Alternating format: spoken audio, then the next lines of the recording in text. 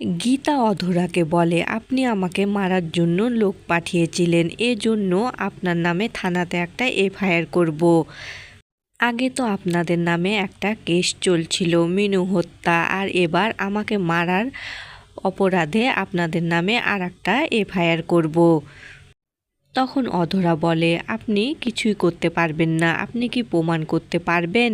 তখন গীতা বলে, একদম কথা বলবেন না, কোর্টের ভেতরে আমার মুখ চলে আর কোর্টের বাইরে আমার হাত চলে, আপনার এমন হাল করব না।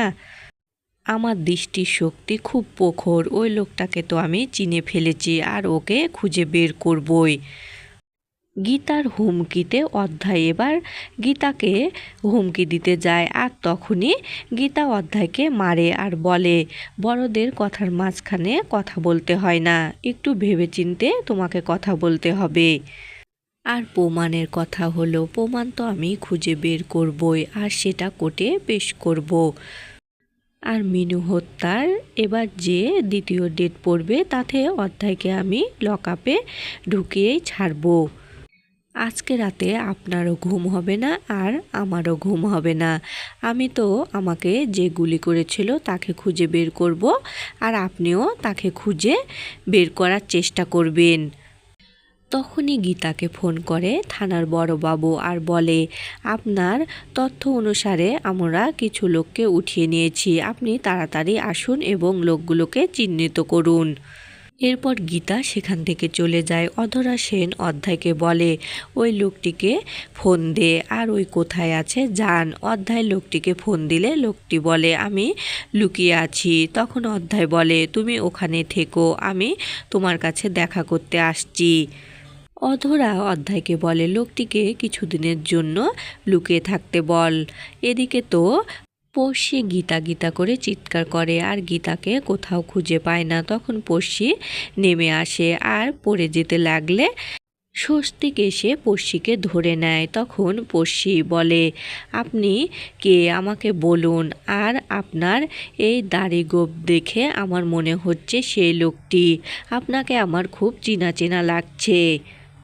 পড়শির এমন কথাতে স্বস্তিক কোনো উত্তর দেয় না, পড়শিকে ছেড়ে দেয় আর পড়শি পড়ে যেতে লাগে। তখন আবারও স্বস্তিক পড়শিকে ধরে নেয়, আর স্বস্তিকের কাকি তো এটা সুযোগ নিয়ে পড়শি আর স্বস্তিকের ছবি তুলে নেয়।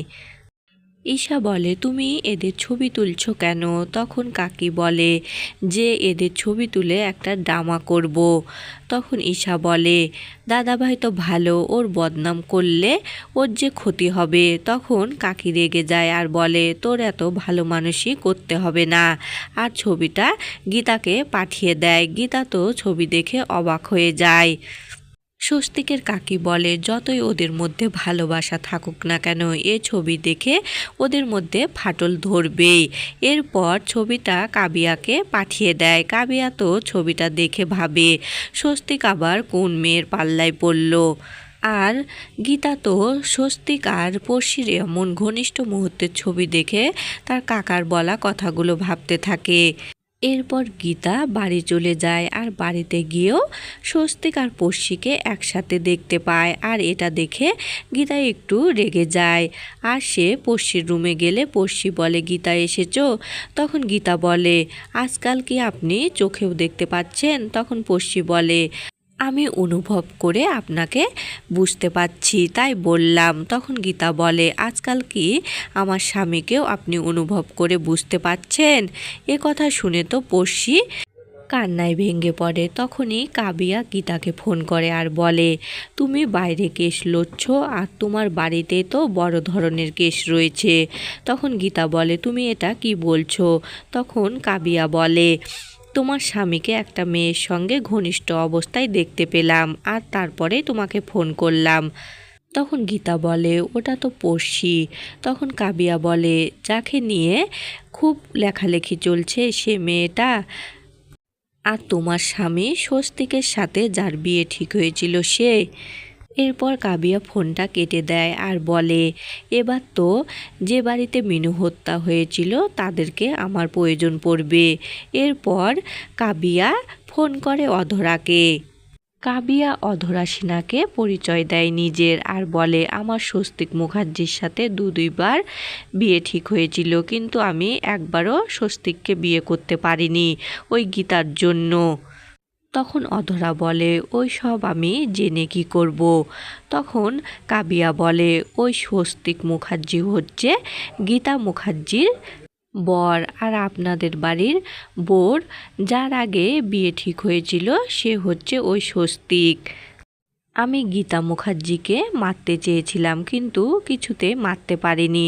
আপনি শুধু একটা কথাই কোর্টে প্রমাণ করে দিবেন যে পড়শির সাথে অধ্যায়ের বিয়ে হয়নি। সিঁদুরদানের পূর্বেই একটা দুর্ঘটনা ঘটে, আর সেখান থেকে পড়শি পালিয়ে যায় শুধুমাত্র স্বস্তিককে ভালোবেসে। আর স্বস্তিকের বাড়িতেই পড়শি আশ্রয় নেয়, আর এটা জানতে পারে গীতা। আর গীতা স্বস্তিকের প্রেম ভালোবাসা দেখে নিয়ে পড়শিকে সরিয়ে দেয়।